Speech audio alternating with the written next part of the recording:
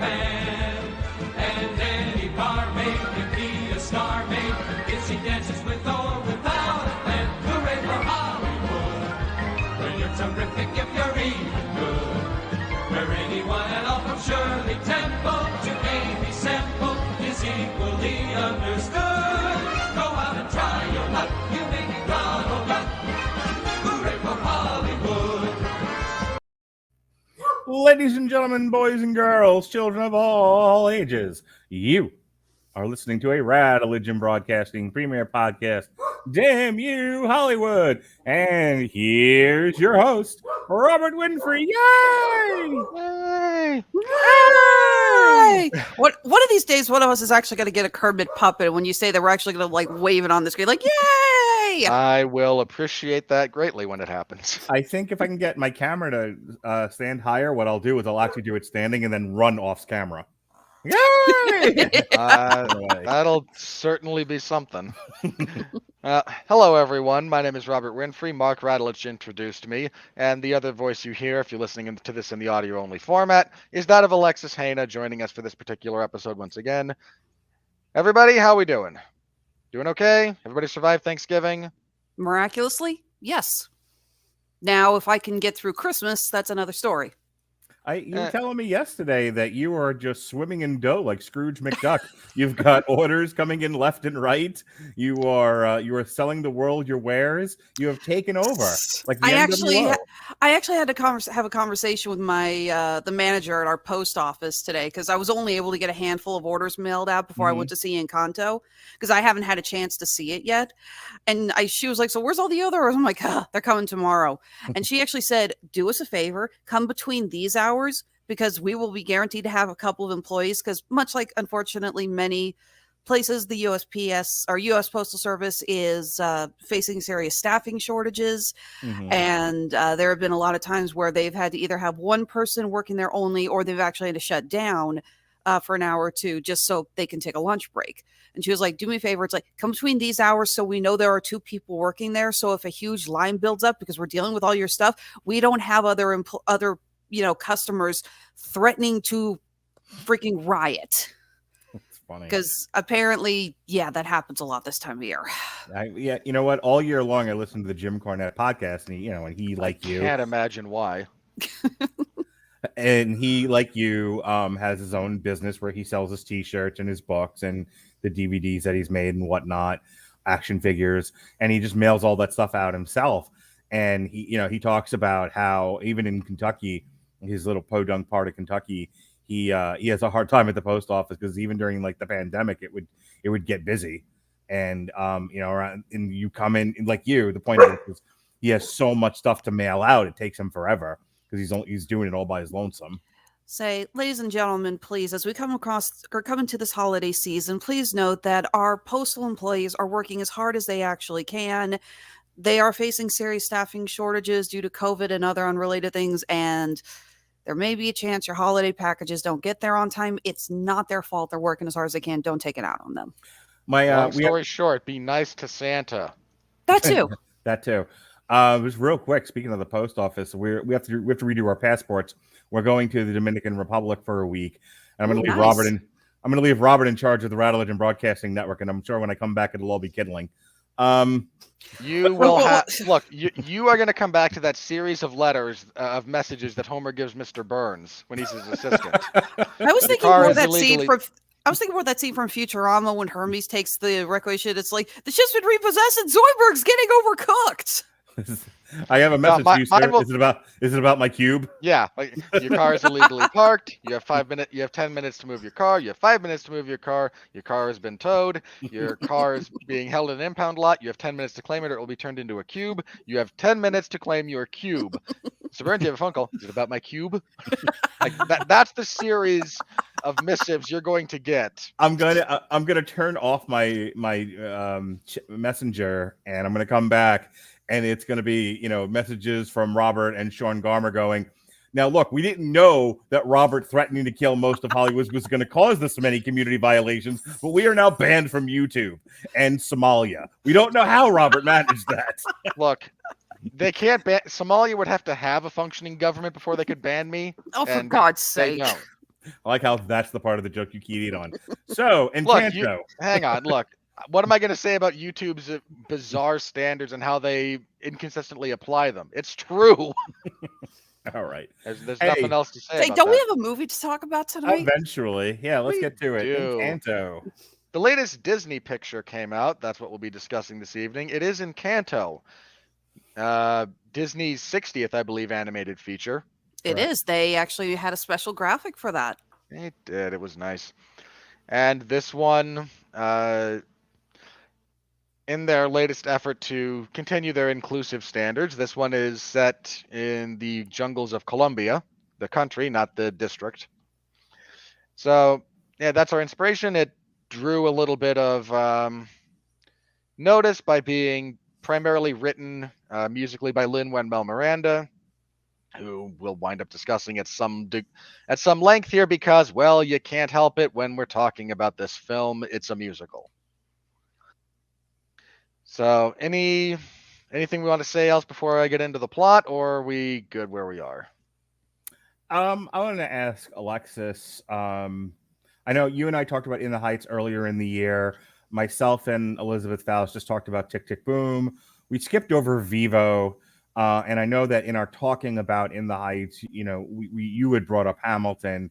So I'm curious, you had seen the trailers for this. Were you excited about this? Were you excited about, yay, another Lin-Manuel Miranda project? Or, was this kind of like, it's another Disney thing? Because I'll tell you, for myself, I know I said earlier in the year when Raya came out that I prefer the Disney musicals to the straight Disney adventure stories. And I saw the trailers for this one, and I have to say, I ended up really, really enjoying it, but I can't say I was excited. It just, I'm when I say that, not that I was disinterested or anything like that. It was just kind of, I looked at the trailer, I saw what it was, and I went, I'll see it with my kids when it comes out. But this is one where I'm not filled with anticipation for it. It just kind of is another thing we're doing. How did you feel about it? Kind of the same way. I am a big fan of Lin-Manuel Miranda, but I'm not starstruck by him. Mm-hmm. I don't go, oh my God, it's Lin-Manuel Miranda. I have to see this. I see that he's doing the music and I go, okay, awesome. Because he also did Moana, which is actually my favorite of the recent Disney films. Well, recent Disney musical films, I should say. That up there with Big Hero 6, which I don't think you can compare the two really. So yeah, I was excited about that. I always get happy about seeing Disney animated films, especially the ones that come out around Thanksgiving. This is usually when Disney throws their A card out. This is when they've got the big awards contender, money maker. Let's go take the kids to see this after we're done Christmas shopping. Kind of a film. This is the one that all the family goes together to see after the holiday dinners. It's like, so what do? Do we want to sit around for an hour and talk to each other? Oh, screw that. No, let's go to the movies. So this is usually when we get to see, honestly, the best of the best from Disney. It's usually a high earner. Whatever they have slated for November, the Thanksgiving weekend. I mean, in years past, it was the 2 Frozen movies. It was Moana. I think last year, obviously, they didn't do anything because of COVID.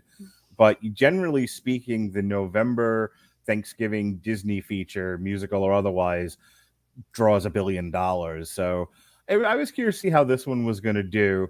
We'll talk a little bit about the conditions under which it was released when we get to the money. Because, we do talk about the money here. It's one of the nice things about this podcast relative to other movie review podcasts. We're different. Sponsor us. All right. Let's get into the plot such as it is. Yeah, there's not a lot of plot here. No. and I look, sometimes that's a positive, sometimes that's a negative. This movie follows, again, it's set in the mountains and the jungles of Colombia.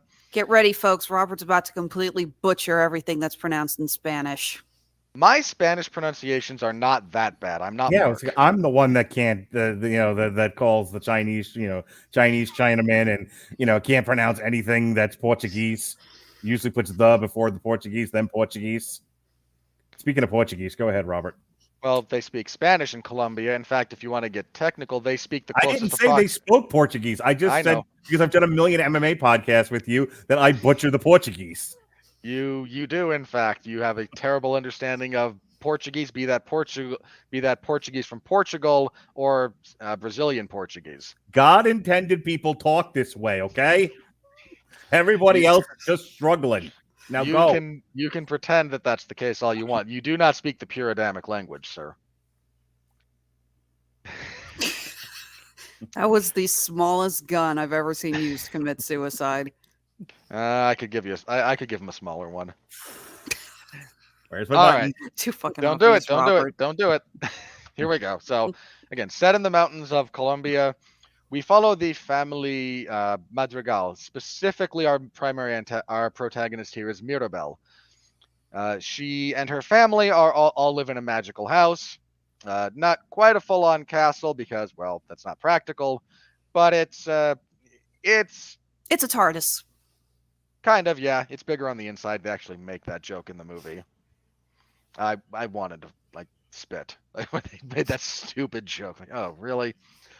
So they've been gifted this magical house, which grants all of them individual powers. Mirabel's mother can heal anything if you eat food that she's cooked. Her aunt controls the weather. Her One uncle. aunt No, her aunt, only the one aunt. There's the two Oh, girls. right. There's and two sisters. Yeah, there is a whole opening musical number about the family members and their individual gifts, which is basically the movie's way of saying you're gonna probably need to take notes. Yeah, and given the way it's written, that song does not help you remember anything. Then there's a brother, Bruno, who can see the future. And we don't talk about Bruno until he shows up. But for the interim, we don't talk about him. Because apparently no one in this community understands what a future prediction is. Yeah, well, you know. Then there's some of her siblings and cousins. One cousin's a shape changer. One has super hearing. Her two sisters. One of them has super strength. The other is gifted with flawless grace and the ability to. She's poison ivy. Like she makes things grow. And then there's Mirabel, who, on the date when she was supposed to get her gift, the house basically gave her the finger. So she has no powers, and her little cousin. This is like our opening bit. Is her younger cousin getting his gift, and he can speak to animals. That kid was adorable. Sure, I'm terrible at judging that, so Well, the kid voice acting, it never sounds like, oh, they just gave the casting director's kid a role. Yeah, he doesn't have a ton of stuff to talk about, but this is a very good child actor who was able to actually convey a decent. He's not like massively emotional or anything, but he's quite good. Yeah, he's not as flat as he could have been, so I'll give him credit for that. So I just noticed that I am above the capybara who gives no Fs, and that thing made me laugh in the movie. Anyway, personally, the toucan voiced by Alan Tudyk made me laugh. When I saw it was Tudyk who did that, I was like, that guy's got a whole second career going where he just does animal sounds for Disney. Works for Bradley Baker. True, and for those of you who don't know, Tudyk was also the chicken in Moana. I forget what the chicken's name was, but I still hey. Yeah, hey, that was Yeah, it. I still remember trying to explain to my family about Tudyk being in all these films and playing the role of the chicken. They're like, it was a chicken. He just made clucking sounds. I'm like, yeah, and that was Alan Tudyk. But the synapses couldn't connect. People don't understand how difficult it is to make believable animal sounds. They really don't. It is an underappreciated element of voice acting. Anyway, our big point of contention throughout this particular film is that the house is crumbling, and Mirabel's aware of this and no one else is, and she goes on a quest through her family and through the house to try and save the miracle and the magic. Throughout the course of this, it's mostly about her siblings coming out to her and sharing the strain that they find themselves under because of their gifts and whatnot, and her coming to accept them regardless of that.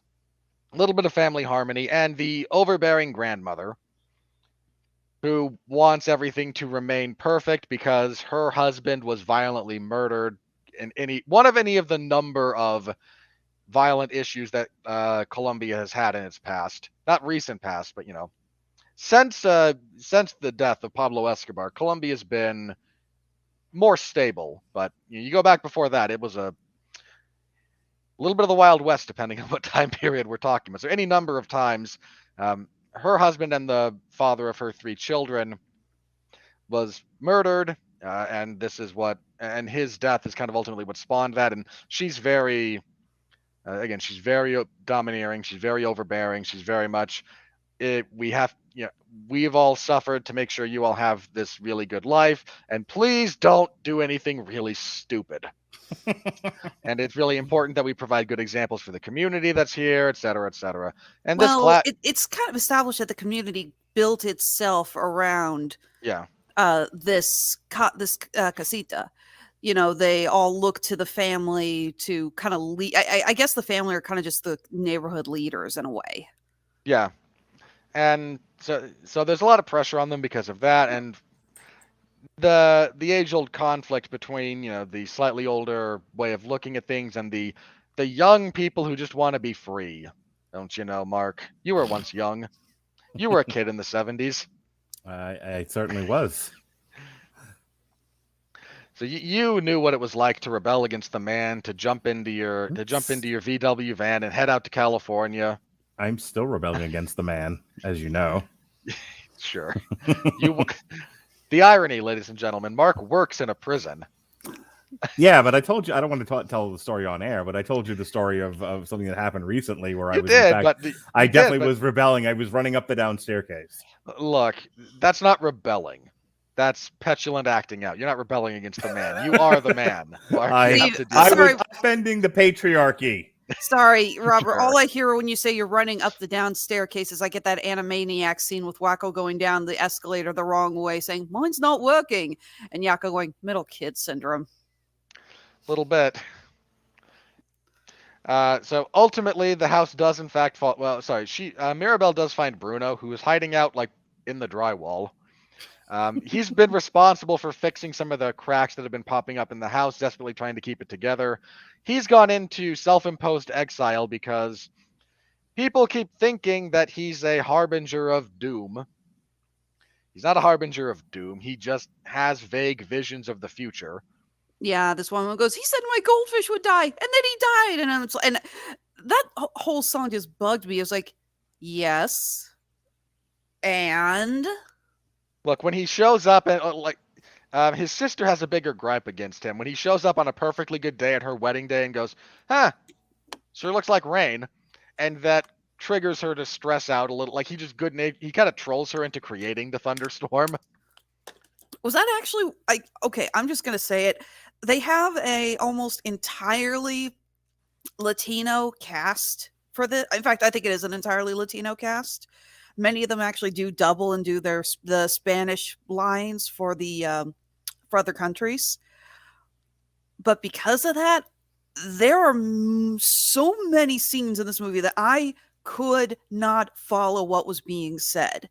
The mixing does not help for certain segments of the movie, but we'll get to that in a second. It's like, I'm glad that again we're seeing more inclusiveness with casting. I'm so glad that they got great representation for this, but majority of the actors have very, very thick Spanish accents.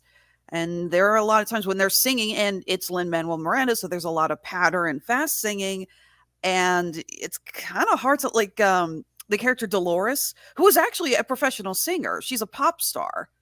There's a scene where she's got kind of a solo thing. No clue what she said at all.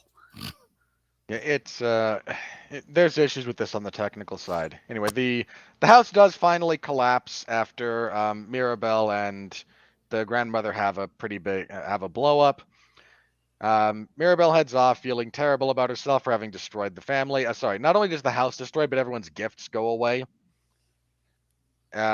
Eventually, Mirabel and the grandmother reconcile. They rebuild the house, and then turns out Mirabel's gift is making other houses magic because she opens, or something to that effect. She opens the door to this mundane house that they've built, and it becomes magical because look, it's all well and good to say it doesn't matter if you're special or not, We all know that if you live in the X-Men universe and you ain't a mutant, you ain't shit. You're a member of this family, and I take issue with the way the family treated her, because that's not how you treat family. But let's not kid ourselves. Those people have special powers, and you don't. Yeah, sorry. Hate to break it to you, but reality's reality. They have to give her a power at the end, otherwise. I didn't get the impression that her power was making houses magical. She brought the magic. I didn't get that either. Okay, she brought the magic. Okay, she brought the magic back to this house. She united the family in something other than we can talk about this when we get to the craft review, and I want to let you finish, but I think it was when the magic was restored when she was able to unite the family behind something other than the fact that they got powers. She found, that was what her gift was. Her gift was in not having powers. She could move this family beyond the state that they were in, that their grandmother had led them to, because she refused to change out of fear and anxiety and trauma and all of that. There was no magic there. There was just her ability, she going on this sort of journey, external and internal, and then getting them to the place where they needed to go. There was no actual magic. That was how I took it. No, the house is magic at the end. No, I understand that. I'm saying she has no magic. I imagine there's a variety of ways to kind of interpret that, and I'm sure the sequel will enlighten us. Well, we'll see if there is one. Or, okay, if not the sequel, then the spin-off television series that's going to be on Disney Plus. That's what I was getting a stronger hint on, that we're especially with the ending, which again, Mark, you and I both agreed we're not huge fans of this ending, and we'll get to that. But again, as the old saying used to go, reprise the theme song and roll the credits. Yep. All right. Let me jump in here real fast, since I waited for you to be done.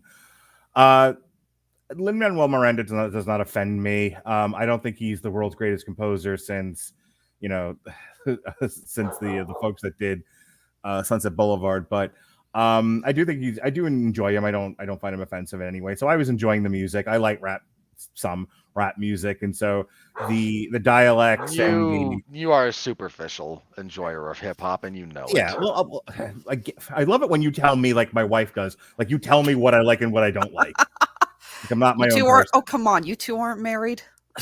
Hetero life mate. Right behind Jesse. Jesse's the first wife, by the way. Yeah, look, I may have been here first, but Mark bonded with Jesse before he bonded with me. Hetero life mate for life. Anyway, and he knows that. But my point being that for what it's worth, I enjoyed the music.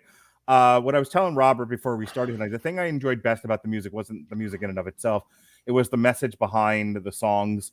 The two sisters, the strong sister and the perfect sister, both lamenting the curse of their gifts. One feeling overwrought and stressed, and in her own way feeling the need to be perfect, feeling the need to always having to use her gifts, and never feeling like she's strong enough. Something I related to in a lot of ways. The other one, and I've heard this before. This isn't something I necessarily relate to totally, but I certainly understand it. I empathize with it. This idea of your gift is that you're perfect and you're expected to be perfect, and nobody is perfect. The human experience is not perfect, and boy, can that cause undue stress on a body and a mind. So I like those two songs. I liked, in terms of growth in an arc, I like the fact that the grandmother, who is part of this traumatizing experience where she loses her husband, and by no effort of her own, magic just came to save her. And she is doing everything in her power to preserve it. And she doesn't know what the hell she's doing. She's just kind of following her instincts. And she's extremely conservative. And I don't mean that in the political sense, but in its traditional sense. She does not want to make great changes. She does not want to see things move too far in any direction, lest, she lose the magic that saved her in her time of need. I got all that. And I thought that was great. But just kind of finishing up with the music, I liked what musically the movie had to say. I was with it the entire time, and when it was resolved, short of the everyone getting back their powers, I thought it was resolved very nicely, and I thought it told a very nice, very relatable story. I love the fact that Disney tried something a little different than normal. We don't have a traditional villain here. Again, we have the conservative grandmother just doing her level best to try to preserve the family the best way she knows how, and messing up along the way. And she too has a growth moment. She's not just, the villain from Tangled. Now, to your point, Mhm. this movie is a great example of how to write a film with dramatic tension and stuff to Right. overcome that doesn't have a villain. You've still got a ticking clock. You Right. still got something that has to be overcome. There's just not but you don't always need a singular character to be the villain to create a compelling story. It's perfectly doable. The other thing that I thought was very non-traditional for Disney, and I was thinking a lot about Moana. It's come up a couple times in this podcast now. Moana also has to save the magic, to save her family, to save the the mortgage on the farm, and she goes off on a journey, literally, and that she meets the rock, and she travels to the island and the volcano and the dam and the river and Donald Daffy Duck, well, the whole thing. Here everything is focused. Her journey is she never leaves the house. It's more of a mystery than it is a journey, which I liked. I think we've seen the characters leave home and go on a fantastical journey and meet wonderful creatures before. I feel like we've seen it dozens of times with Disney. With this one, it's a lot of internal mystery solving and figuring things out. I loved the scenes with her and the uncle, and her, trying, hearing his story and trying to figure things out, make sense of his visions, that sort of thing. I like the fact that the uncle is still trying to get over, his own anxieties. I thought that just the film was knowing the future sucks. Well, not only that, but you have a gift, and every time you use it, you upset everyone around you, and you love these people. He had a great line, a line that very much resonated with me. Something along the lines of, like, I knew I needed to go, but I still love my family. And this was the best I could do to make everyone happy and keep everyone safe, but not make myself so miserable because I'm apart from them. And I'm like, I massacred that, but that's basically what he said in paraphrase. And it was great. And like I said, that there was a lot about this movie that hit me personally. I didn't quite ugly cry the way I did at the end of Coco or the other one, Inside Out, where my whole face came off. Yeah, those were we'll do that to you. Coco still makes me cry. Every time I watch it, I still sob. This was, I think, before you and I knew each other, but Rob knows because we reviewed it. My daughter and I could not keep ourselves together by the end of Coco. Like, we couldn't form words. It was so bad. Oh, I remember leaving the theater. I saw it in 3D because there was a guy there at the station to take I guess he was taking the bin of the 3D glasses that were being dumped. And he just looked at me, and my face must have been puffy as hell because he just kind of gave me this weird look, and I literally just went, "Shut up!" And I just dumped the glasses and kept walking. I can't remember how old Lily was at the time, but at the end of it, we just hugged each other and sobbed, and it was a mess. So my son, my daughter, and I all cried at the end, but not like Coco, where it was like painful and I got a headache after. But overall, like I said, there were so many non-traditional things and chances that this movie took, while having a very great message and relatable characters and themes. And it's like a 99% for me. The 1%, the one thing, my one criticism of this movie, and I'll pitch it over to you, Alexis, when I make this point, and you can pick it up from here, is everything that we know about Maribel in this movie and her journey was about moving this family beyond the stated point that they're at. The family had stagnated. They had become too dependent on their powers. It became more about the powers and less about, and less about keeping the family safe and all the other things that the magic was meant to do for them in their time of need. And so the house is reacting to all of that. And through Maribel, who does not have powers to distract her from the central goal, she's able to bring everybody together. She's able to help her sisters and everybody else. And it's a great story. And then when she's able to do that, the magic is restored to the house, and she says, "Hello, Casita." And that should have been the end of it. the fact that all the mutants got their powers back, like, like this is the end of House of M. And I'm like, well, wait a minute. You just told this whole story about how they didn't need their powers anymore. Like we're beyond that now. The reason we had the powers, that's all been resolved, and we don't need them anymore. And we can just love each other and be a family without them in a greater community. And you completely undermine that by then going, oh, and everyone's got their powers back. And I brought this up when we saw, we saw this with my friend Elizabeth and her family, and we're all talking about it after. And as I said that out loud, someone started to chime in, and I said, no. I know why Disney did it, because I'm pretty sure that probably wasn't in the original script. And somebody read that and went, no. You must have Disney magic at the end. That everyone must have their powers back and live happily ever after, especially if these people are going to have another cartoon or something. They all have to have their powers again. And like if you're the person who wrote this movie, if you worked on it, you're like, but it undercuts the entire movie if you do it that way. Well, F you, we have toys to sell. We have by the way, my son came up with a great idea. He was like, they need to create a talking play action house that that bounces and does all kinds of things that you can play with, maybe from the ages of like 3 to 5 or something. But go ahead, Alexis, what'd you think of the movie, and especially that ending? Do you want me to go through my positives first before we talk about the ending? Or any way you want. That's the way you need it, any way you want it. Okay, so positives.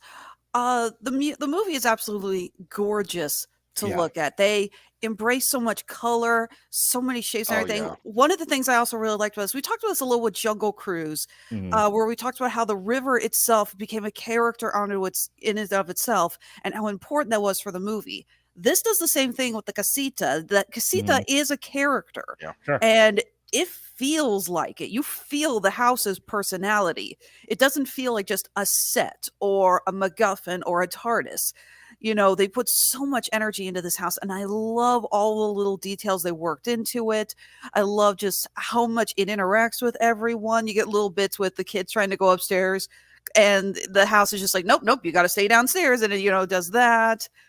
Just little things like that. It never feels forced, and I really like that. The voice acting is all really good. I don't know if you guys caught this, but the voice of Isabella is Jane from Doom Patrol. Yes, Diane Guerrero, who is an outstanding actress. Yeah, I didn't know she could sing like that. I don't watch Doom Patrol, so... She was also in another show you don't watch, Orange is the New Black, and she's... I watched a few seasons of that. She is fantastic. Who's she in that? Remember the two hot Hispanic girls? The ones who by the end of it, like, yeah, sure, yeah, vaguely enough, yeah. Okay, she's the hotter one. She the one that you said, this is my third. Yes. Like if my wife, because goth Latina was like the perfect cross section for you. Yes, that's the one. Okay, she's on the hall pass list.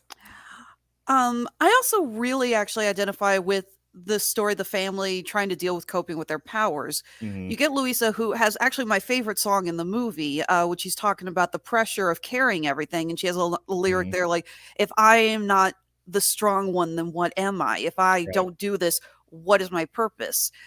And you get Isabella, who has always made roses and is pretty, and she talks about how she wants to try different things, and she's tired of she's just like, I'm bored with roses. Why do I always have to make roses? And she starts making different kinds of plants and everything. A cactus. She makes a cactus. First time in her life she's ever made a cactus. You got the Aunt Peppa, I think is how you pronounce it, P-E-P-A. She's the one who has the weather. And just, oh my God, as someone with anxiety disorder, I felt so sorry for that woman, that anytime she gets stressed, she's got a cloud. If she's upset, it's raining. If she's mad, it's thundering. And she's got the grandmother one's like, it's a special day and you're raining in the house. And she's like, I'm calming down. Just, that's not healthy. No, it's not. But again, anxiety disorder, I'm like, holy shit, that looks familiar. But yeah, my biggest problem was the ending. Because I'm 100% with you, Mark. The main message of this movie, and it's a great message, is that you are not just your gifts. Right. You are not just your talent. You are not just what you contribute. the gift, what you should be praising is those you love, your family, your friends. Right. Grandmother said, it's like, the gift was not the magic. The gift is my family. The gift is you, Mirabelle. Right. Again, wonderful message. Not to trigger Robert, and I don't know if you've seen it, but like Pete's Dragon, the original one, into a lesser not that crappy remake, please. No. But I mean, never like, seen the original. The point of Pete's Dragon, to back up your point, if you remember what the thing about Pete's Dragon is, the dragon is with Pete in Pete's time of need when he's being chased by the hillbillies and all of that, and when he's safe and sound with the new family in the lighthouse, good old Mickey Rooney, and then the dragon's like, all right, I gotta go. There are other children that need me. Exactly. And Pete's like, but why? And as the dragon basically tells him in his own way,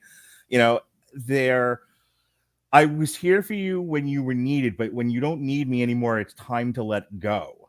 It's the Mary Poppins thing. Right. And another really good example of this. So you have all these great examples of the thing will come to you when you need it, but it's not yours to keep forever. It's not really yours to begin with. It's there to help and then move you on to the next thing. And that's the whole point of the powers. See, there's a scene in the final musical number when they're starting to fix the house, and Mirabelle helps Louisa, the strong one, move a big stone slab and talks about how strong she is. And she's still able to move that slab pretty well, even though she's not, Juggernaut anymore. Right. I don't know. It's just the first X-Men I thought of. Colossus was right there. Yeah, Fine. but nobody cares about Colossus. Oh my God. Ow. So I honestly thought we were going to get an ending which showed that the family members were learning to embrace the life without their gifts. I figured Louise was going to realize, like, even though she is not super strong, she does have strength, and she's still a huge woman. I refuse to believe that this woman doesn't still have a decent amount of strength. She could still probably, kick your ass. Right. Maybe maybe Isabella finds out that even though she can't magically produce flowers, she likes gardening. Maybe we see her outside planting flowers, and she's got a real talent for it.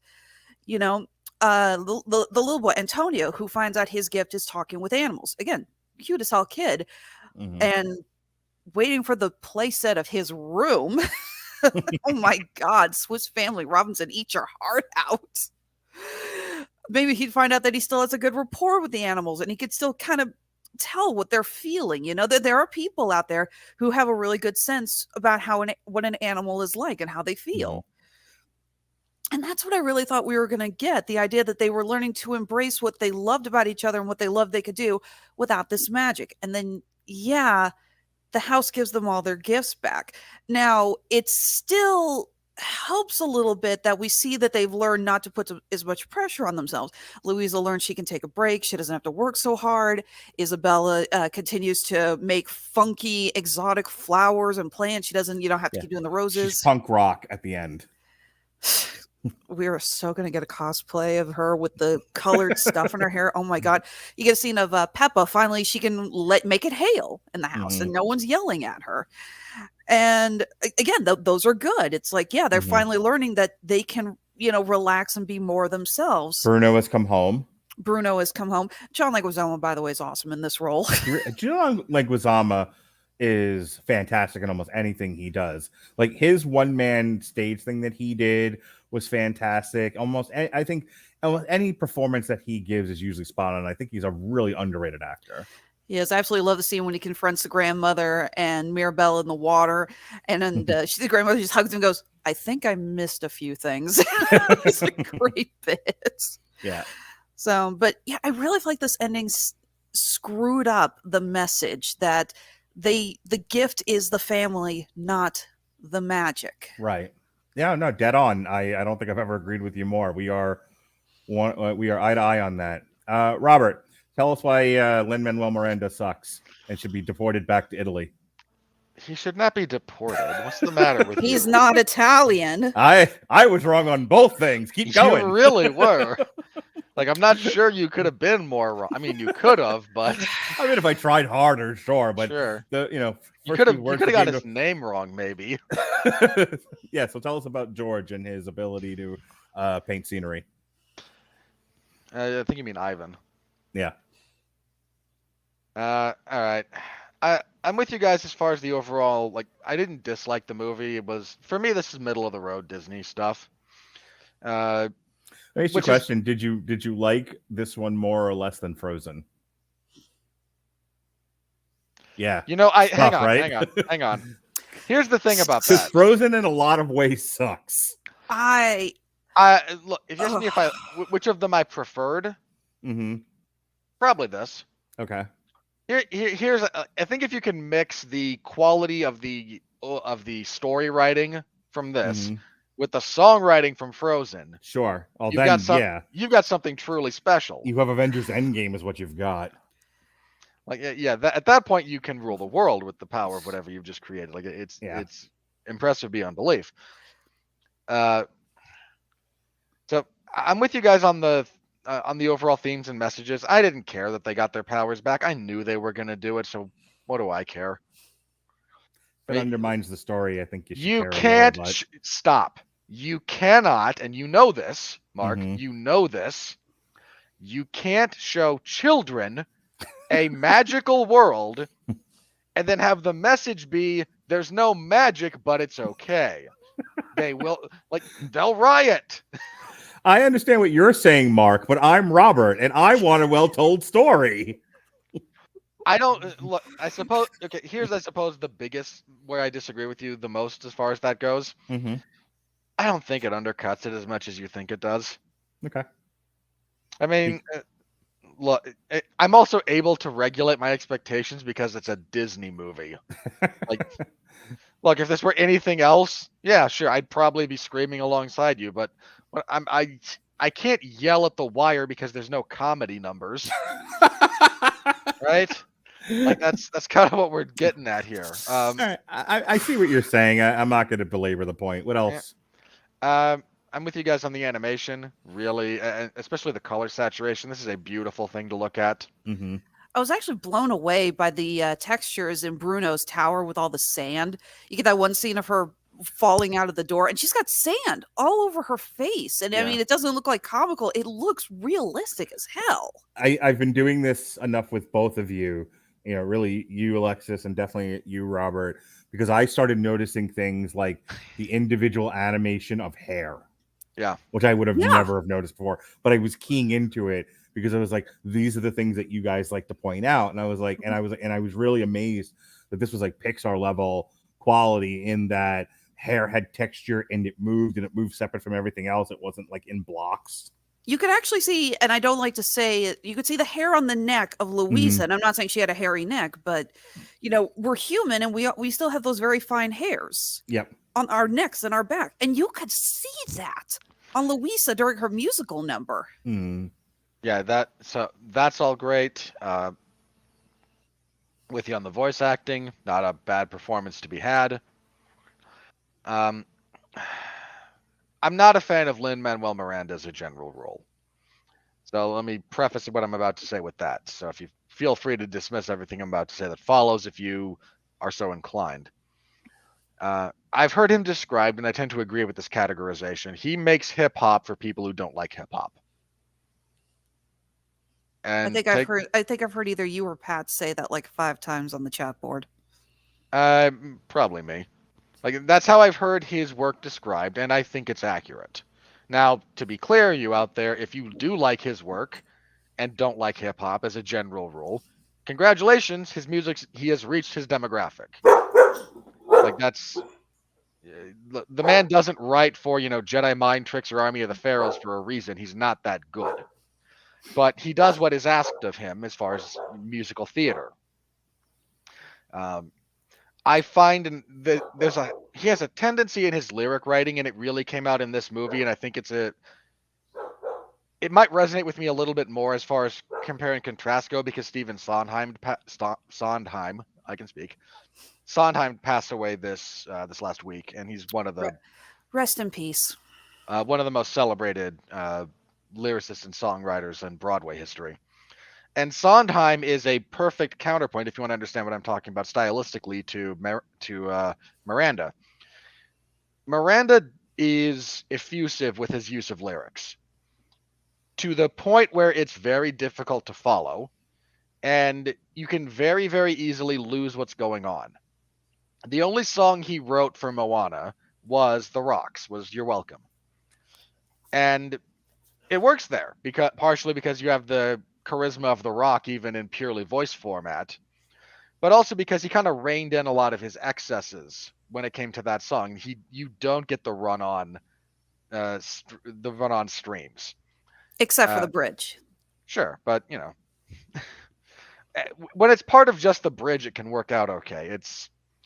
But it works there. Here, it's so stupidly rapid fire and so stupidly constant that you lose it. Nothing settles. Like, nothing really sticks in your head. Like, you might get a lyric or two here or there, but I couldn't tell you anything from any of the songs. I couldn't hum you the tune.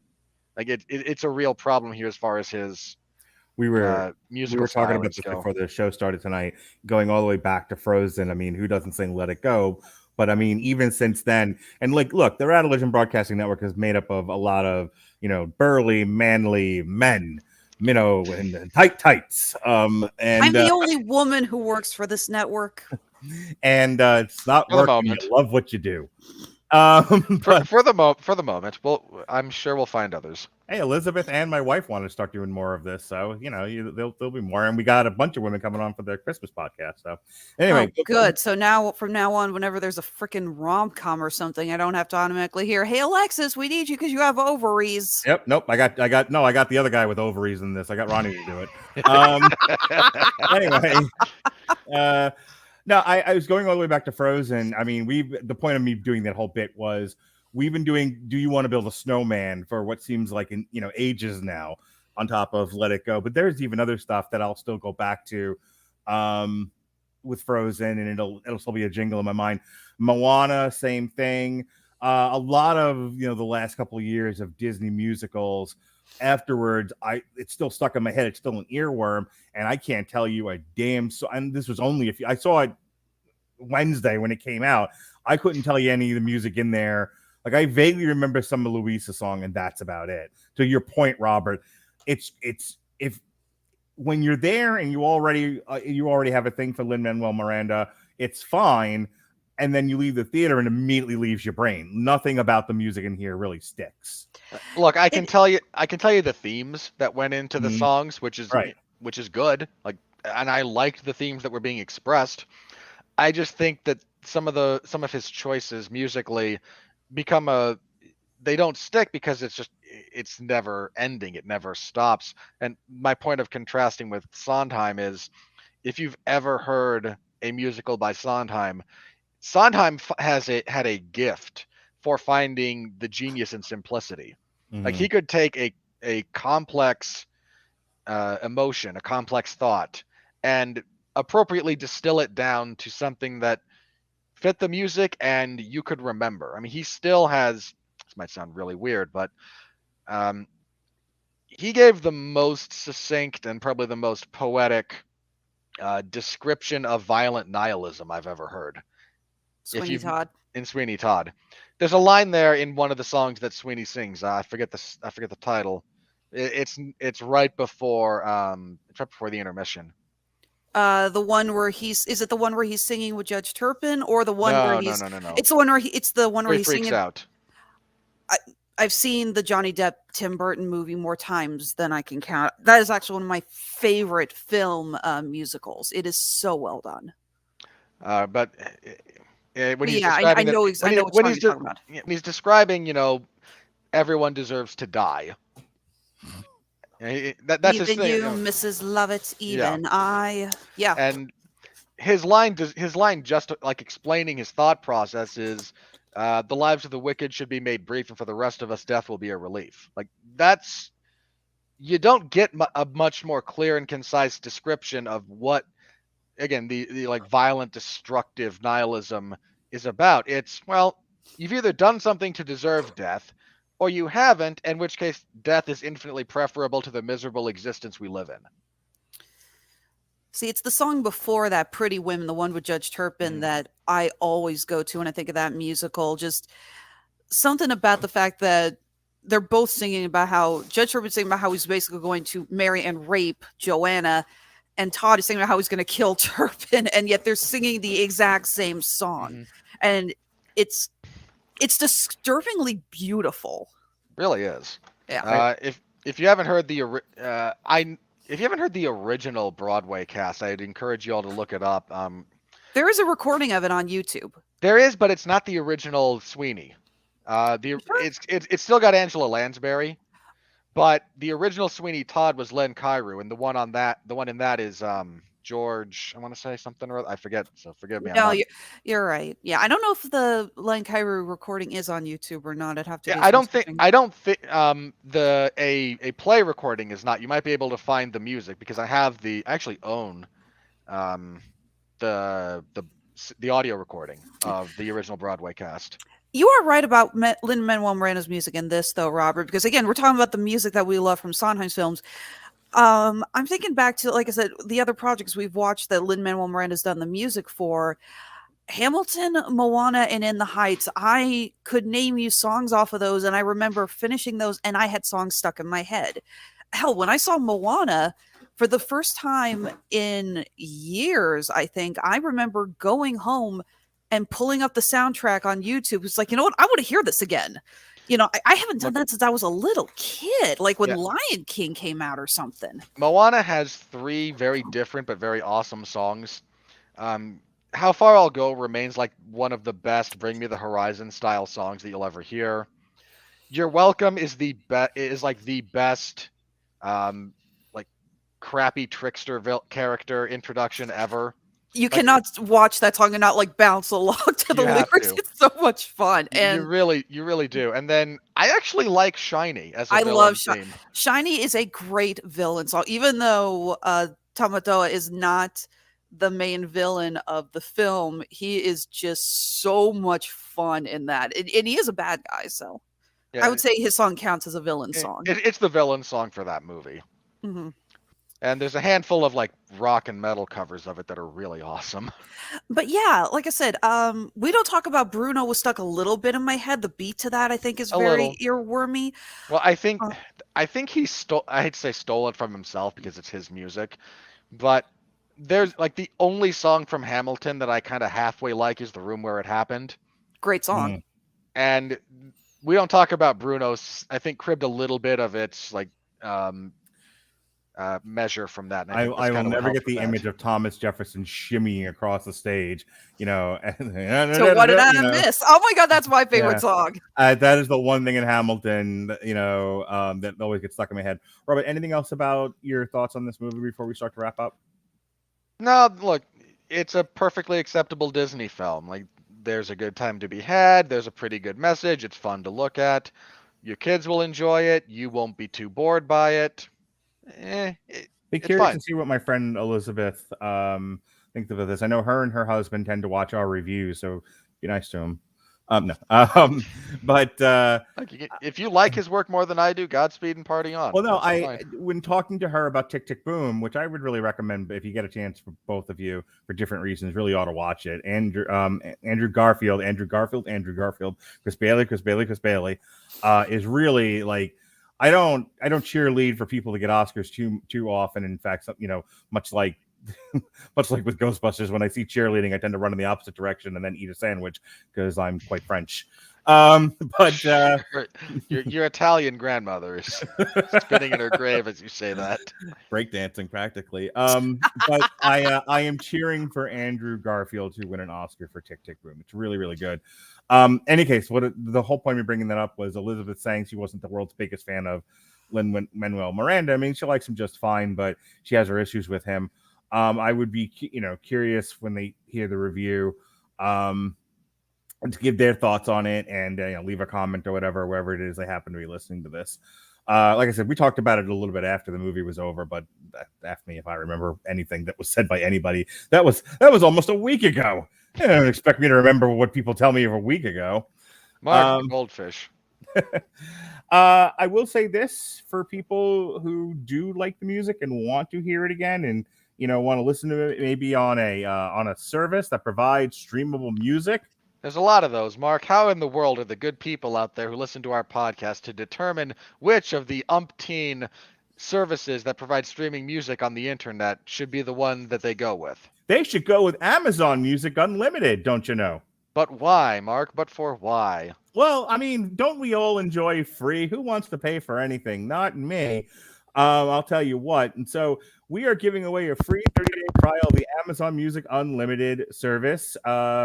You click the link in our podcast here in the description of getamazonmusic.com/W2M network. You can try the service for free for 30 days. If you like it, you keep it. You pay the monthly fee like you do with Spotify and all the rest of the imitators. Or you can give it up for without any contractual issues, no fuss, no muss. But really, we use it all the time on the Metal Hammer of Doom. Whenever I feel the urge. Random question, Mark, but Yes? Amazon Music carries podcasts. Are we on Amazon Music or are we not? Sure are. If you're Hell yeah. If you caught this on YouTube and were like, but I'm on the go. I'm a busy person. I have an Etsy shop. I have to get things to the post office, and I need my podcast on the go. Or if you're Jim Cornette in Podunk, Kentucky, in line at the post office with his giant bag of parcels, screaming about how the business is dead. That's right. You can have it on your listening portable internet device, and you can listen to our podcast on Amazon Music Unlimited. So go ahead and do that if you please. Get amazonmusic.com/W2M network. Helps the podcast out. It greases the wheels that keep this whole machine turning. And speaking of machines, let's talk about the money. We're in the money. We're in the money. Indeedy. All right. The Spanish subtitles. Every time. Every time. On a budget of 150 million, this thing has pulled in roughly 70 million as of this recording. It was a long 5-day weekend. This being the Thanksgiving weekend, it usually a big, not just for Disney, but anything that comes out around now.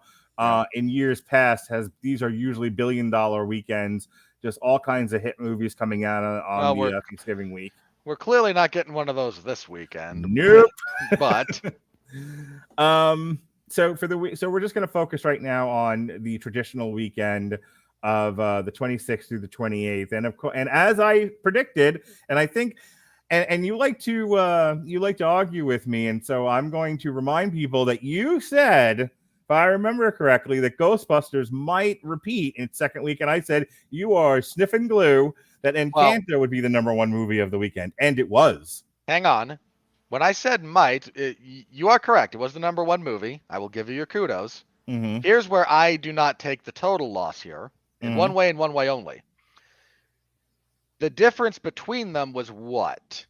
$3 million? For Something like that. just the weekend, the 26th through the 28th,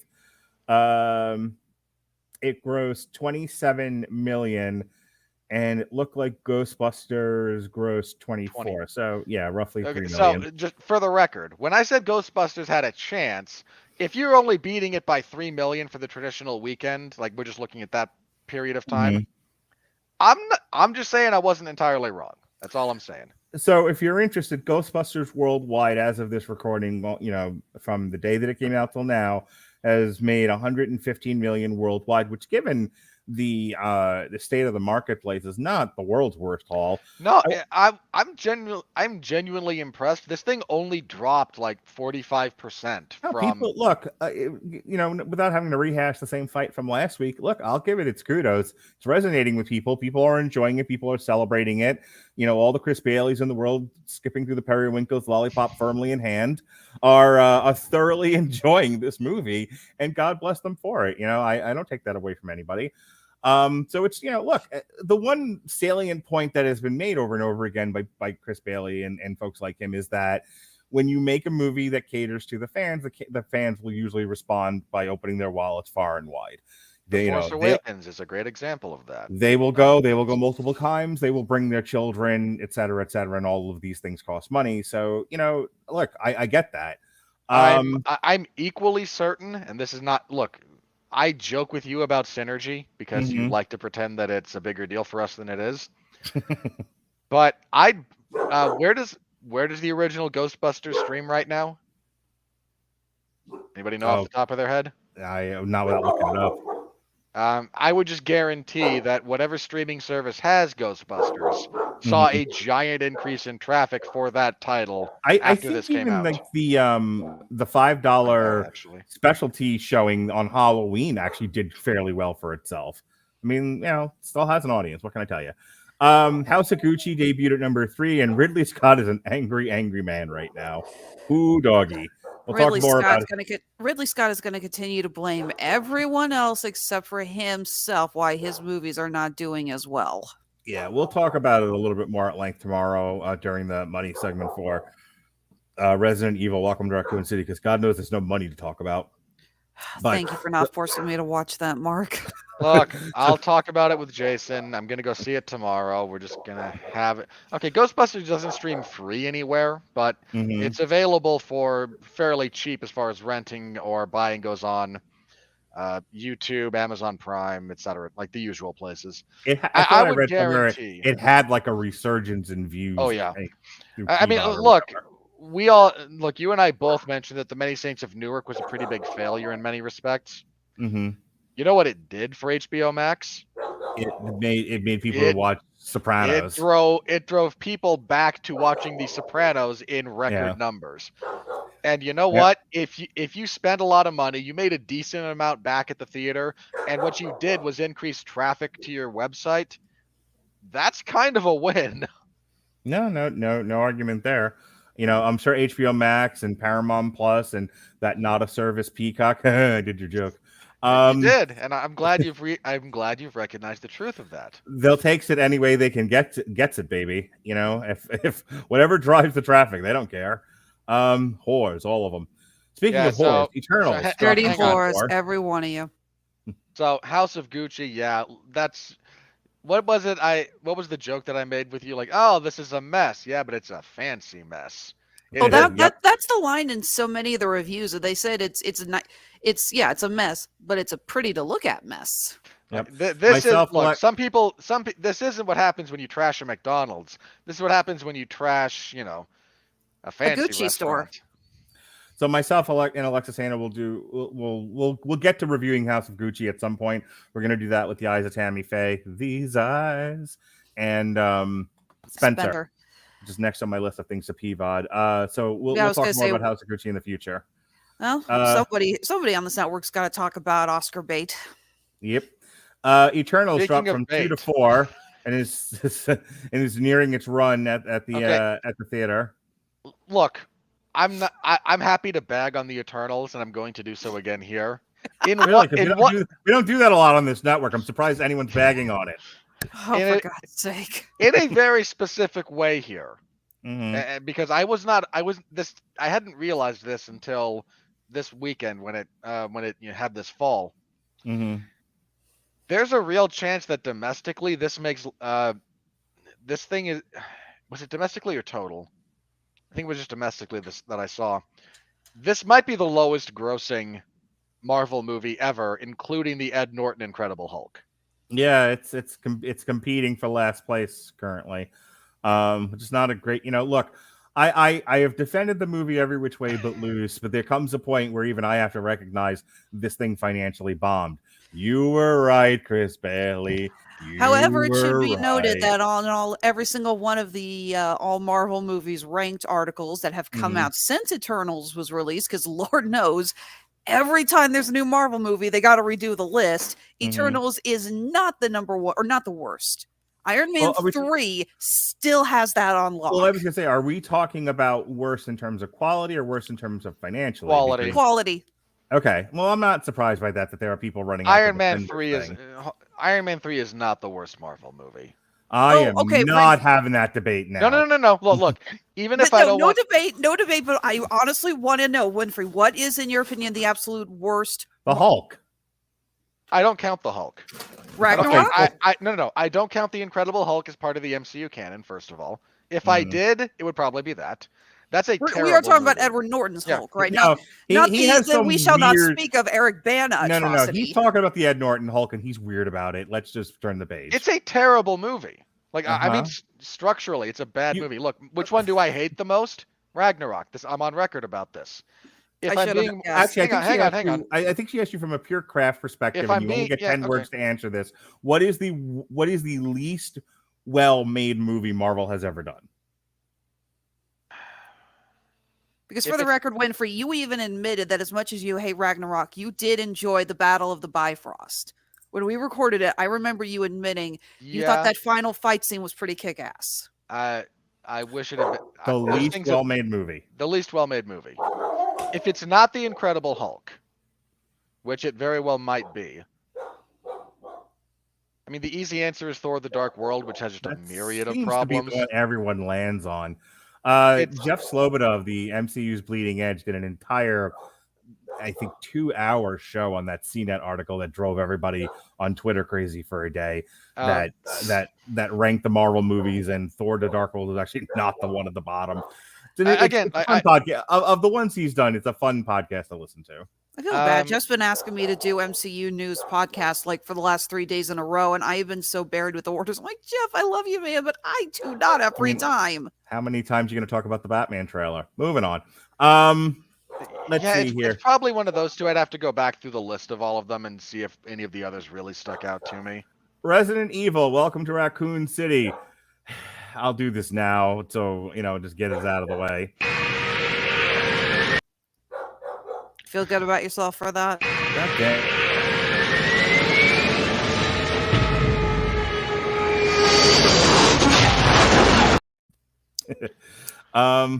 Yeah, that poor movie. They tried, man. So you thought the plane was going to make it back up, but nope, it plummeted twice. That debuted at number 5, which is not a good look for at a paltry $5 million. Yep. Clifford the Big Red Dog, which went day and date on Paramount Plus. Boy, did that plummet. Well, again, it's also 3 weeks old and day and date. I'm not saying the movie's a bomb. I didn't say that. I said it dropped real hard this weekend. My son and I reviewed that on a triple feature on Thanksgiving. If people are interested, King Richard, which Jason and I are reviewing next week, dropped from 4 to 7 and is also day and date on HBO Max. Dune dropped from 5 to 8, also day and date on HBO Max. No Time to Die, which is a drop from 7 to 9, and is a great case study of a movie making almost $1 billion and losing nearly as much. It is fascinating beyond words. I said this before, man. That poor movie. You could not reasonably ask that thing to do any more than it has done. That decades from now, when classes are talking about the economics classes are talking about the effects that COVID had on our economy and everything, No Time to Die is going to have its own freaking chapter in the history books. Well, I mean, we talked about this in the chat. There's no, just to be clear, there is no reasonable circumstance wherein a movie like this makes, almost $1 billion. It's not going to cross that mark, but it's the closest any. The only other analog to this is BVS, which had a robust market at the time and had everything going for it, including the first appearance of Batman and Superman on screen together, and still couldn't pull in $1 billion. Well, that and then Justice League bombed really hard. Yeah, but by that point, they had lowered projections considerably. Ostensibly, the big canary in the coal mine was BVS. Anyway, I wanted to... But yeah, No Time to Die is just... It's making good money, but between the people at MGM, or whoever owns MGM at the moment... Amazon, or they're working on it at least. Sure. They delayed this thing how many times? Counting COVID or not counting COVID? Yeah, I'm like, this thing was delayed before COVID. It was. And there were accidents on set. There were all kinds of problems. I mean... didn't they move this out of the way of Endgame, I want to say? I don't know if it was it was... Like I said, this thing got... Mark, you're right. This thing got... The thing is that if you actually just want to do the math pretty much, it's like if COVID wasn't even a factor, how much money would this have made immediately and how profitable would it have been? It was still mismanaged, but you can with the normal theater going and whatnot. It's a $1 billion plus picture. It's almost going to make that with COVID. Like this thing would have done gangbusters normally, and instead you delayed it and you reshot it. And I want to read delayed this it again, so that we can finally put this to bed with actual numbers and dates. No Time to Die was originally scheduled to release in November of 2019. I want to say they moved it away from a Marvel movie, or they were doing reshoots or something. Well, if it was November of 2019, that was it wasn't Black Panther because that's a February movie. I'd have to look. In any case, but was postponed to February of 2020, then to April of 2020 after Danny Boyle's departure. The premiere in The premiere in China and countrywide publicity tour planned for April 2020 were then canceled due to COVID. It was moved 2 and 3 times before COVID. It was. It really was. And then delayed an entire over a year. Yep. There was, I don't think, it doesn't look like there was any Marvel movies. There was Jojo Rabbit, Knives Out, Parasite. So that must have been them having issues with, like, they had the projection, they had the release date, and then something happened in the filming or the editing process that made them bump At some it point, back. Daniel Craig got injured. I know that was one. Yeah, thing. he got injured, and then you mentioned Danny Boyle was attached to this thing for a while, Right. and he left. Right. Like, this was a horribly troubled production anyway, Right. and the fact that it still is doing as well as it is something of a miracle. The fact that it's still going to lose a truckload of money is criminal, practically. So here's what I wanted to bring up just really quick, and then we can move on with the rest of the countdown here. I would really love to get like the actual equation. I want to know because traditionally, and as long as we've been doing this segment, we've always gone with the simple math of twice the budget, which Pretty factors much. in marketing. If you're north of twice the budget, your movie is profitable. If you're south of twice the budget, your movie has lost money. End of discussion. You really have to now factor in delays, right? And For if the you're next little bit, yeah. And if you're factoring at least a year delay, and how much more does your movie have to make beyond twice the budget in order to be profitable? And It's if a you real apply question. that equation to every movie that has come out in 2021, nothing made money. Just about. You might have to do 2.5. Mm-hmm. Depending on how long it was delayed. Again, some of these budgets that we have numbers to do not include. When I say they don't include marketing, they might include the original marketing projections. But if you Mhm. delay the thing if you delay a movie 9.5 months, Right. guess what? You still have to pay for all over again when it does get released. Right. And that was the thing with Black Widow. I mean, do you know how many times I ran a marketing campaign for Black Widow as many times as that was delayed? Oh yeah, the marketing on that alone might have. I wouldn't say it doubled the budget for the movie because that was expensive anyway, but you're adding a serious fraction of the budget onto it again, just doing another ad campaign and another ad. I don't know if they bought Super Bowl spots for Black Widow, but they might have. I said this in the chat. There's no way Morbius is going to end up being profitable. They've delayed that since the year of the flood. Well, look, they shouldn't have made that to begin with, but that's a whole other discussion there. Hang on. We all know that, and and I'm happy to bring that and I'm happy to talk about that when the time comes. Mm-hmm.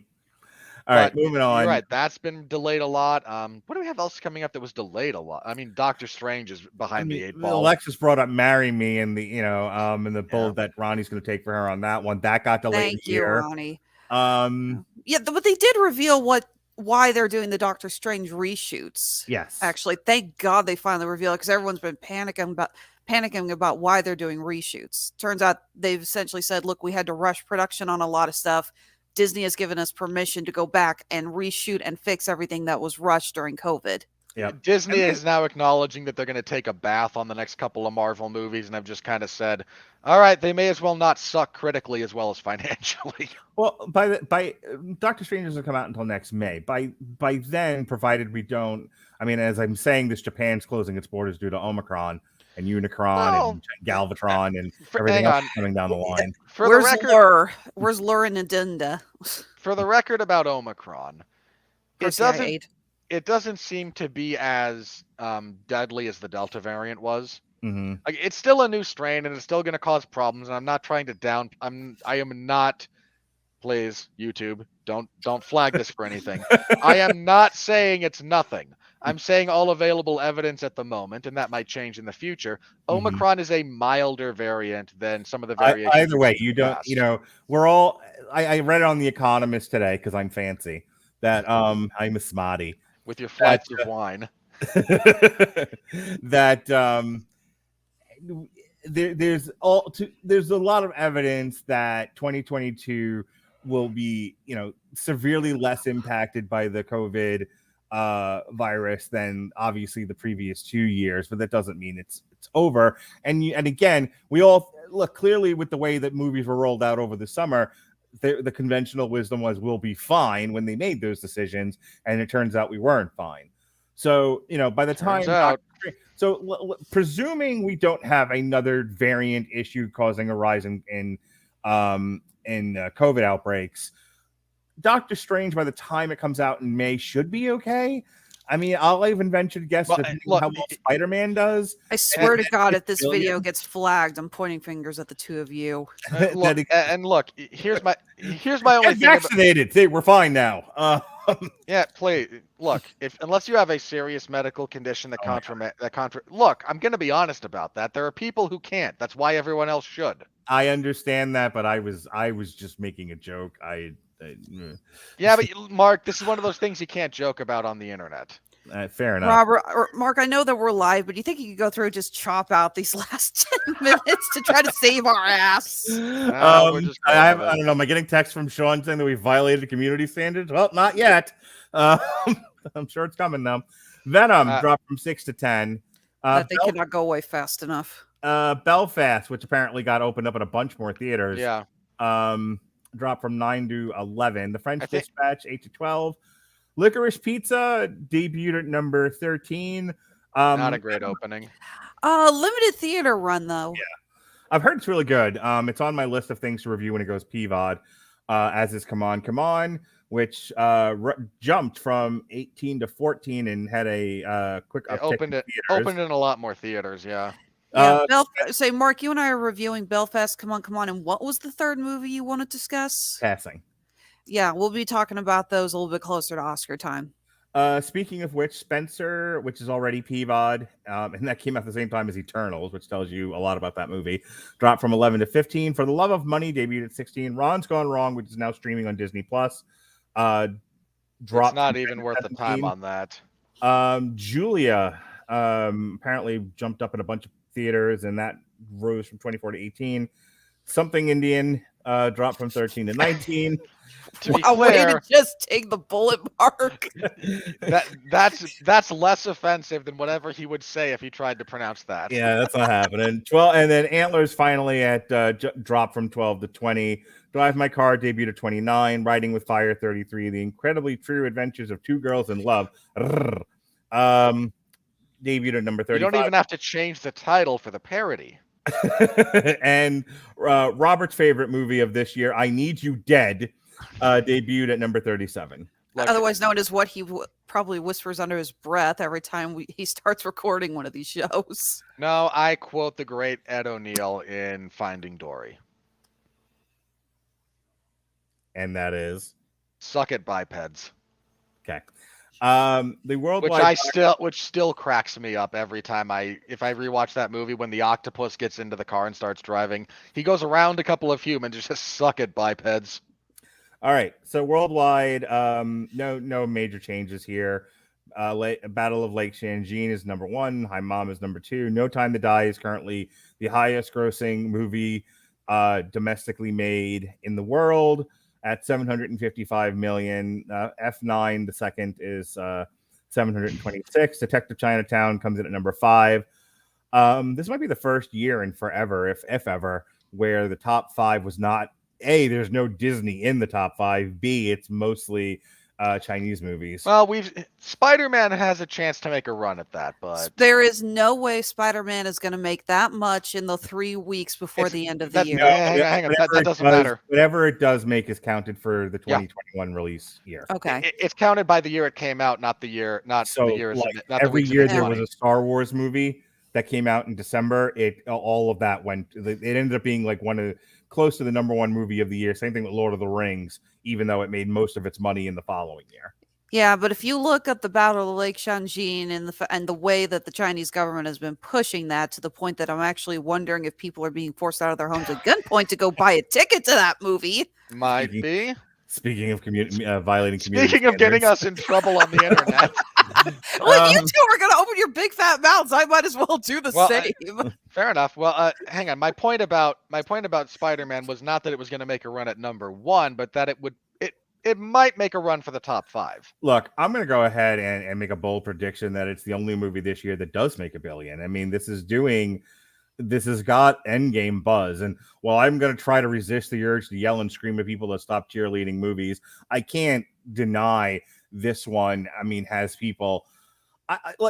Here's what I'll say about Spider-Man, and I'm just going to leave it at this. I hope everyone's expectations are met or even exceeded.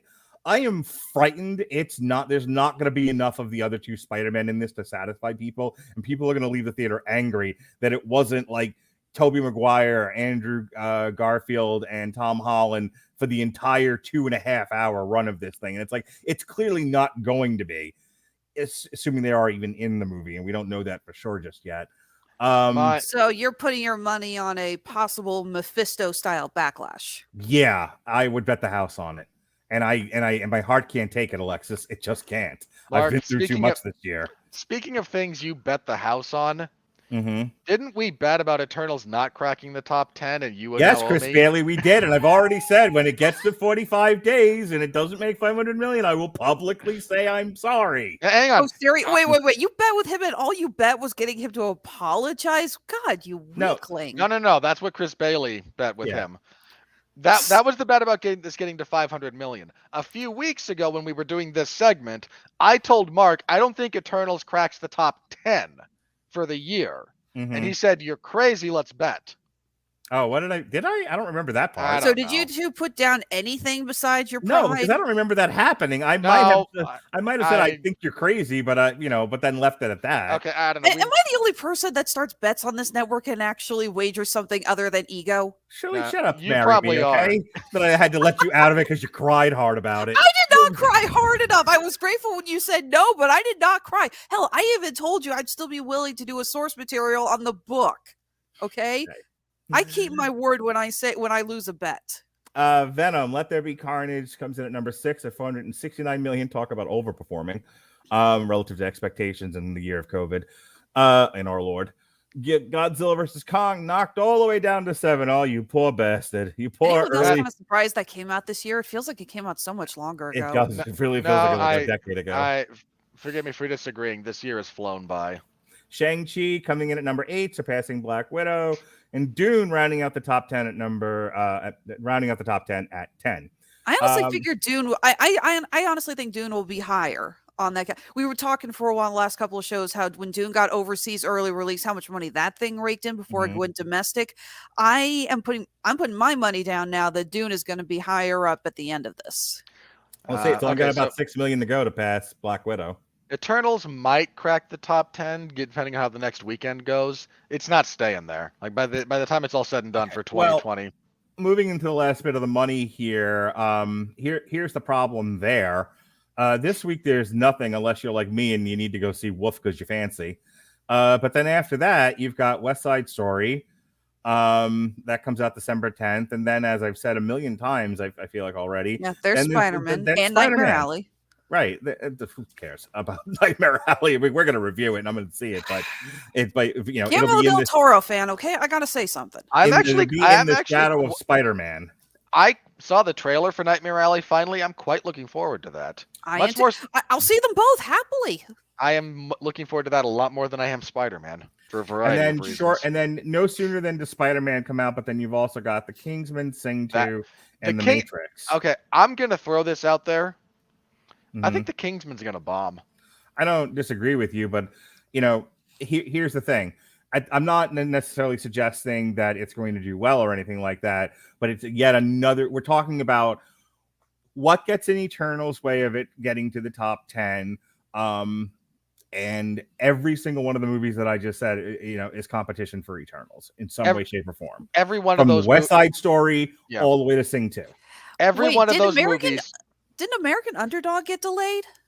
No, that's out. That's coming out. Well, because I remember you asking if we should review that or West Side Story, and I was the one that said let's review West Side Story because I don't know the sports ball with Kurt Mhm. Warner. And then I also said, this is a Steven Spielberg's first ever musical. So I thought that would get bigger news. Mhm. But what you just listed there, American Underdog was nowhere on that list. No, It was it's like, I thought there. they were It's coming still out at the there. same time. It is. Mark just ignored it. Yeah, I it's didn't still see there. it on the list. Because it is. It's still set for Christmas. It's listed for. It's listed for December 25th. Yeah, along like with the it's Journal for literally Jordan Christmas. and the Tragedy of Macbeth. All right, so that is the money. Just for the record about Underdog. Mm-hmm. I always get this guy's name wrong, but Levi Zachary or Zachary Levi. Zach Mhm. Levi. That guy's a chameleon.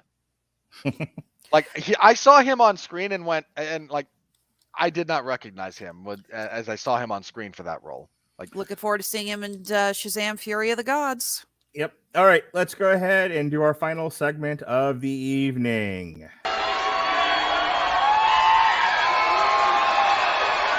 Are you ready? No!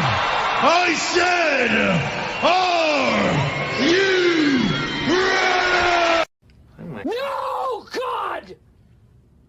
No, God, please, no! No! No! No! This segment is brought to you by Grammarly, which every good reviewer could use. For you listeners of Damn You Hollywood on Radulich and Broadcasting Network, brought to you by W2M. Grammarly is offering a free download of the Grammarly software. Grammarly's AI-powered products help people communicate more effectively. Grammarly helps write mistake-free on Gmail, Facebook, Twitter, LinkedIn, and nearly anywhere else you write on the web. Grammarly corrects hundreds of grammar, punctuation, and spelling mistakes while also catching contextual errors, improving your vocabulary, and suggesting style improvements. To download Grammarly today, go to getgrammarly.com/W2M network. Again, it's getgrammarly.com/W2M network to download Grammarly for free. All right, everybody loved this movie. There's nothing to talk about here. Plugs. Let's see here. We have a 92% from the critics and a 93% from the audience. The critical consensus is Encanto's setting and cultural perspectives are new for Disney, but the end result is the same. Enchanting, beautifully animated fun for the whole family. Look, now send us that check, Disney. pretty much. Like I'm perfectly fine with this movie being positively reviewed. We gave it a positive review. But the effusive praise seems a bit much. Say, even the things that we nitpicked about, again, are nitpicks. There is nothing in this movie that we have cited that we didn't like that we think should stop you from seeing this movie if you want to. Nope. Kyle Smith of National Review. A thin story, dull characters, endlessly regurgitated gags, and a general air of pointlessness dog this fantasy about life in an enchanted house in an unspecified Latin country. Okay, you moron. It says Wow, Columbia in the background on one of the signs. That's from the National Review. It's not Fat Guy at the Movies. That's National Review saying They that. literally walk by during the opening musical number, written on one of the walls of a house is Columbia. Yeah. You ingrate. How stupid can you be? Well, I really like I know we rag on a lot of these periodicals, but you would think the National Review of all things would not make as clumsy a mistake as that one. You'd think, and yet. Ernesto Diaz Martinez of Cine Vertigo. Too bad this was Disney's 60th animated movie, a story written under the guidance of the most conventional algorithm and 8 perfectly forgettable songs. Wow. Okay, hang on. I think he's being a bit unfair to the actual craft that went into it. That said, he's not wrong about the songs. Knew you were going to say that. And he's not entirely wrong about the Disney algorithm either. I disagree with his conclusion, but he's not spouting nonsense about how he arrived there. Robbie Collin of Daily Telegraph UK, top critic, Red Star. Inarguably, it's an out-and-out delight. What does that mean? Inarguably. No possible merits to the contrary. It is and what a does delight. an out-and-out delight mean? I don't get that. That's a bit more of a British phrase. It just means like. You sure about that? I mean, I lived in Britain for a while. I've never heard that before. I've heard it more from British people than from others, so for whatever that's worth. Sean Collier of Pittsburgh Magazine, that fine periodical. Ultimately, it's just another by-the-numbers Disney flick. I'm not. hang on. Like, how far are we abstracting this to get to that point? Because there's plenty of stuff there's plenty of non-traditional Disney stuff that goes on here. I think we demonstrated through the course of the conversation it was actually very much different from the actual typical Disney fare. Like, again, how big of an abstraction are we talking here to take a shot at Disney? Just because you're from Pittsburgh and your miserable football team has conditioned you to take unfair shots at other people. Christopher Lloyd of the Film Yap doing It Doesn't Work That Way. Not that Christopher Lloyd. No, it's not. Disney's latest animated outing is full of bright colors and energy, but the songs by Lin-Manuel Miranda are surprisingly flat, and the movie's internal logic falters. The internal logic of the movie with the magic house. Hold on just a second here. Like, I'll give you the songs. I'll grant that there's a variety of reaction to that. Like, fair enough. I don't know where this movie's internal logic falls apart on any, like, at all. They use the softest of magic in the general sense and then give the characters hard abilities. I don't know where this would fall apart if we're talking about the internal, just purely the internal consistency. That doesn't make sense at all. No.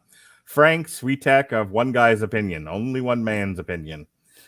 A pleasant but overloaded tale that works diligently to be enchanting, but never manages to be much more than serviceable. Someone was just grumpy as hell. I think he's reaching. That said, look, if this movie cut 3 characters, would anyone have noticed? Depends on which 3 we're talking about. I just mean, like, in general, if you pick... Again, if we excluding the 2 most important characters, if we shave off a few others, might some of the others have had more time to shine and develop? Maybe so. I can see a little bit that point, but well, Mark Dudgesick of Mark Reviews Movies agrees with you. The formulaic elements that the filmmakers do embrace eventually overwhelm a bit too much of that story's heart. Well, that's kind of what you were saying. Mm-hmm. Like, the heart of this story is the family learning to love each other and powers be damned, but the formula demands that we have powers. We have magic. Look, I've said this before. There's a reason every bit of merchandise related to Beauty and the Beast features all of the castle occupants in their transformed form, not their human forms. Roger Moore, Robert Winfree's father of Movie Nation. Not my father. Says Disney's Coco and Netflix's Vivo had it all over Encanto. He is Vigo. He's like the buzzing of flies to him. Sorry, Vivo had it all over Encanto in terms of story, heart, gags, and music. This film looks finished, but plays as we're still working story kinks out. I don't think any of us are going to argue that Coco was way better than Encanto. Sure. In every way. But that's like saying that this crayon is brighter than that crayon. It's like, yeah, it's better, but that doesn't mean Encanto is bad. So I read the Hollywood Reporter as well as Variety. Shut up, Robert. And and Deadline. I don't know why you choose to put yourself through that, but what you do in your own time is your own business. News is news. It's different from editorials. So you say, look, then why do you read Variety? But I bring that up because David Rooney of the Hollywood Reporter, top critic, writing for one of the industry's top periodicals, allegedly, Disney's Encanto is, well, enchanting. Look, give back your paycheck, sir. I just, what the hell are we doing here? I expect better of people who are writing in industry periodicals. That's fat guy at the movie stuff, not Hollywood Reporter stuff, for God's sakes. They're the same thing at this point, and that's what you need to reconcile, Mark. That is what makes me sad. Peter Bradshaw of Guardian, top critic. This is flavorless, unsatisfying film. This is not a flavor. Hold on. Of all the complaints you can levy at this film, and there are some, flavorless is not one of them, sir. Not Agreed. at all. And I am out somebody of just doesn't like Central American food. I mean, neither do I, but I can still acknowledge that the movie had flavor. All right. I think that's not yeah. even I'm out of hang on. rotten reviews here. That's not even and, Central America. Colombia's straight up South America. True. and the last couple of positive reviews here are all they're fine. They're not worth calling out for being poorly written or anything. So, all right, that is our review of Encanto. Tomorrow is Resident Evil: Welcome to Raccoon City. There's no money to talk about, but we will at least address it, and then we're going to jump right into yelling and screaming about Ridley Scott, which will be fun. Sure it will. Look, I've been saying for years the man's talent over the last little bit has fallen off dramatically. Y'all just finally catching up. Y'all. Sorry, some of us have caught on to this since Hannibal. Y'all. Some. I Y'all. live in Utah. Those slip out on occasion. What do you want from me?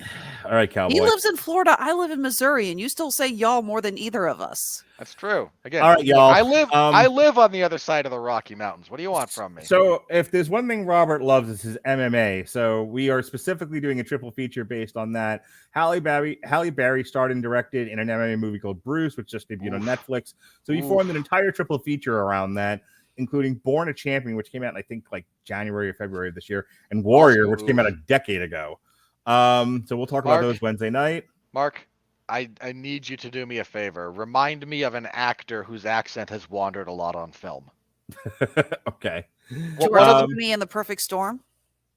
That was a good one. Just one of the ones that we've harped on, because I need an appropriate comparison to Anna Taylor-Joy in New Mutants. True. I just need an appropriate comparison to how inconsistent the facial damage on Halle Berry is throughout Bruised. Okay. It wanders like those accents. It's her black eye is there in one scene, it's not in the next. It's a mess. Alexis Hejna will be back on Thursday. We'll be reviewing Animaniacs Season 2. And then Ronnie Adams will be joining us once again as we review Why the Last Man. And then Friday, we have a pair of, because I said so. That's why. I just had to make the terrible joke, Mark. Everyone made it. We'll be re-releasing 2 of our old Volbeat reviews because Volbeat's releasing a new album, Servant of the Mind. So we'll be releasing Seal the Deal and Let's Boogie, which we enjoyed, and Rewind, Replay, and Rebound, which sent Jesse into the woods to live deliberately. It was so bad. He didn't. Neither of you liked that one. And then Saturday, Al Sedano and Jesse Starcher will be talking Stars and Stripes Volume 2, which is the old Stargirl series. And then on Sunday night, myself and this here Robert Winfree will be doing commentary for Gervonta Davis, good old Tank Davis versus Isaac Cruz. Gervonta Davis might be saying, "Hey, Cambosos, you chump! I'm going to flatten you, and I'm a better boxer than Teofimo Lopez, so let's do that." And he might try to become the unified lightweight champion. We covered the Teofimo Lopez fight and all of its disastrous glory. Hang on. When we say disastrous, that's only for Teofimo Lopez. The fight was good. George Cambosos had a crowning moment. No, it was a fantastic fight, but it was a disaster for Portillo. Have you seen some of the stuff that's come out after that fight? I've been listening to many podcasts talking about it today. About what that poor guy's personal life, what state that poor guy's personal life was. I started listening to the Sunday Puncher podcast, which kind of documented it all. It's pretty bad. In any case, it's almost no wonder he performed as badly as he did when you look at the hurricane around him. Yeah. Myself, Jason Teasley, and Patrick Mullen decided to forego serious alcohol and just have a conversation about You Season 2. It was well done. And look, there's a reason that your You Season 1 is going to have done a lot more views than You Season 2 when it's all said and done. You ain't kidding. And then lastly, and then I'll be done with my plugs and I'll pitch it over to Alexis. Speaking of which, she and Jesse hosted Disney Trivia, which aired this past Sunday. My wife was on it. David Wright was on it. Zachary Strobel and Justin Lowe is a friend of Jesse's. They were all on. They had fun. We're doing another trivia this month. Alexis can talk a little bit more about that. But it'll be Christmas themed because all the answers have to be Dominic the Italian Christmas donkey. And Not with a that, real thing. And with that said, Alexis Hejna, go ahead and do your plugs.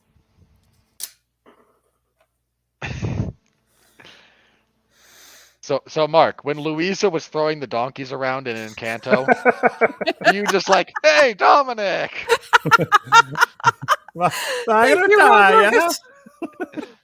Oi, it's me, Dominic. Oh my god, thank you, Robert. I needed that so badly. Oh my god. So yes, upcoming Tripped Up Trivia, it will be related to Christmas movies, Christmas songs, and Wait, Christmas don't traditions. do it, Mark. Don't share the screen. Just don't do it. What screen? I don't know what you're talking I about. know what you're gonna do. Just don't. No, it's Because fine. the Go last ahead. time he did it, I threatened to kill him. You keep doing what you're doing. So we're looking for contestants for Christmas.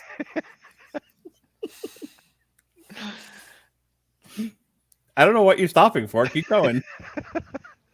That is an ugly picture, Mark. I really tried to find the most distracting one I could find on such short notice. I don't get paid enough to deal with this shit. You don't get paid at all. Yeah, I know, right? None of us do. We're working on fixing that. So anyway, if you think you can take us on for Christmas related trivia, hit us up on Facebook or Twitter. Let us know. We are looking for contestants. Great way to pimp other projects that you may be involved in. What the hell is that? That's Shrek's companion. Good grief. What's up with the lips? Shrek. No, seriously, I'm trying to look. It's like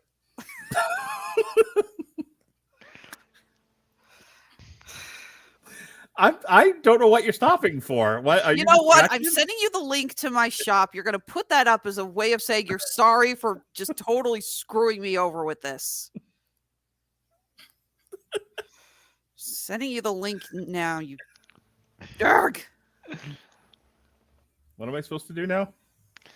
Put up the link to Alexis's store To on Honeysuckle screen. Rose Creations is a way of saying you're sorry for derailing my brain this badly while I'm trying to promote one of our shows. Don't blame your attention deficit disorder on me. Yeah, but it's so damn easy, Mark, and you know it.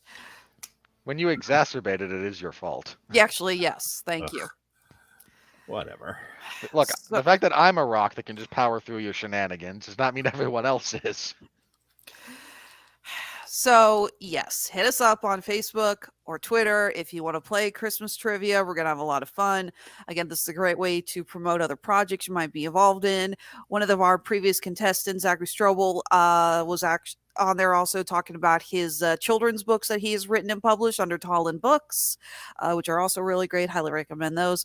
And yes, my own personal plug so that I can pay the bills and keep the lights on. Honeysuckle Rose Creations, where fashion meets fandom at the intersection of geek and chic. Mark, thank you for throwing up the link to my Etsy shop. We are currently in our Black Friday Cyber Monday sale. Everything in our shop is 20% off. And you know what? We're going to actually extend it one more day. If you were not able to get your computer, just yet, then go ahead and check us out tomorrow. Tomorrow being the 30th of November. Everything in both Etsy and on our Etsy shop and our Handmade at Amazon shop is still going to be 20% off. Mark, scroll. Sorry. Scroll. I'm working on it. He put up a different Chiron is all, and that's what he's been doing for the last 5 minutes. So, yes, there's just some of the things that we've been selling. Right there at the top are some of our most popular items. Our third journal Scrabble tile earrings for Gravity Falls fans. Our bracelets made from Clue tokens. I can barely keep those in stock. But getting a ton of orders for our wire wrap dice.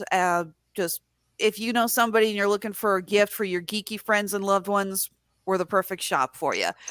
Again, you can follow us on Facebook, Instagram, and Twitter. That is Honeysuckle Rose Creations, the intersection of geek and chic.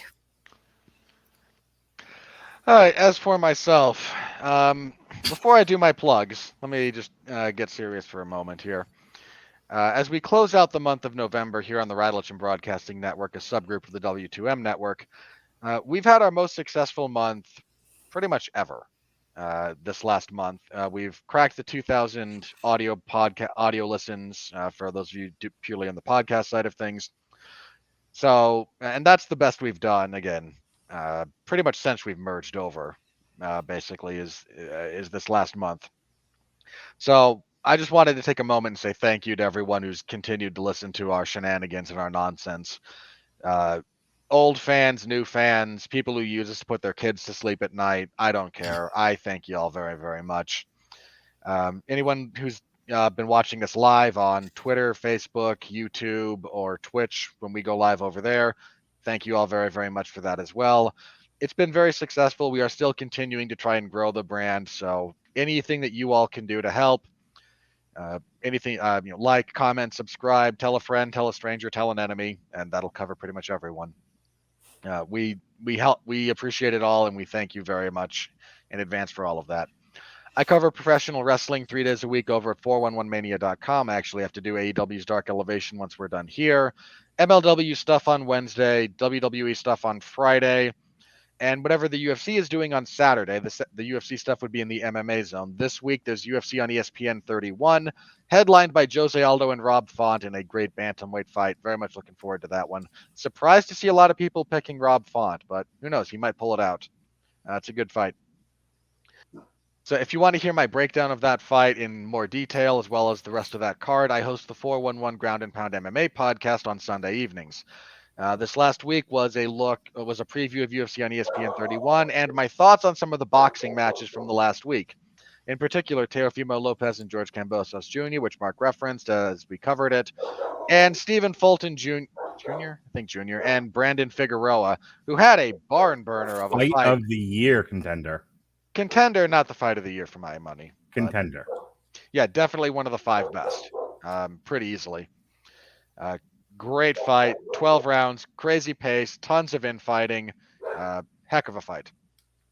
And Figueroa probably, he made noise about wanting a rematch, but with his frame, I imagine he's just going to move up to 127. I think is One might even say that Brandon Figueroa's fight with Stephen Fulton was a heartbreaker. It's funny because that's Brandon Figueroa's nickname, for those of you who don't know. Yep, it's even funny when you have to explain it to people. I know. I appreciate you reaching me on that level of comedy. So if you're interested in finding some of my other stuff, you can find me there. Mark mentioned the 2 other movie podcasts we'll be doing the rest of this week. I'll see you for Raccoon City, and I'll see you for Bruised / Born a Champion / Warrior. The quest for a truly great MMA movie continues. The closest we've gotten is Warrior. Over a decade old. All right, folks, thanks for joining us here on Dominic the Italian Christmas Donkey's favorite podcast. You know, the second best MMA movie is probably that stupid comedy with Kevin James, Here Comes the Boom. Probably. Thank you for joining us here on our review of Encanto. For Robert Winfree, Alexis, Hejna, I'm Mark Radulich. Be well, be safe, and behave.